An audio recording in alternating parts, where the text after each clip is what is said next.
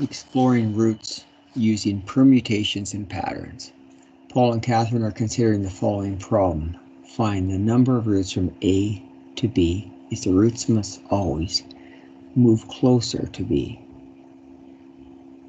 Okay, we're going to start with the concept of the compass rose. You've probably seen this before on maps. You have the north, and then straight down below is the south, and you have the west, and you have the east. And so Paul is trying to figure out all the possible routes. And so the first one you can see mapped out. Now, the other thing he could have done is went 2 to the east, then 1 down to the south, 1 to the east, and 1 down to the south. Or perhaps all the way 3 spaces to the east, and then 2 down to the south. Or, here's another possibility. So it turns out that there's going to be 10 different routes that he could trace out. Now, Catherine developed a method that was quicker. So basically, the way she was thinking is you have to go over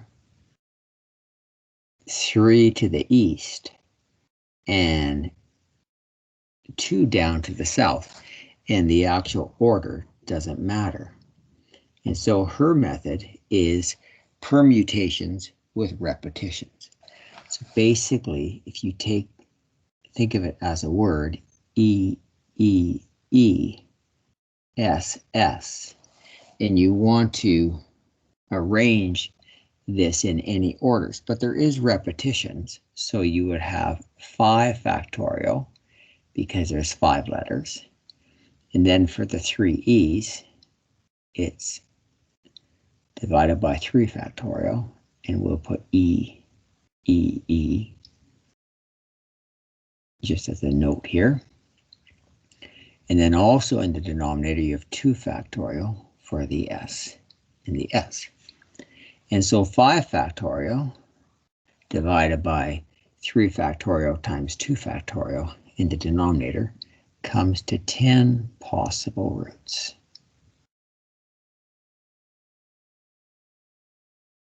So, and then there's a third possible alternative. And the way that this works is if you want to go from A to D, for example, there's one way to get from A to D.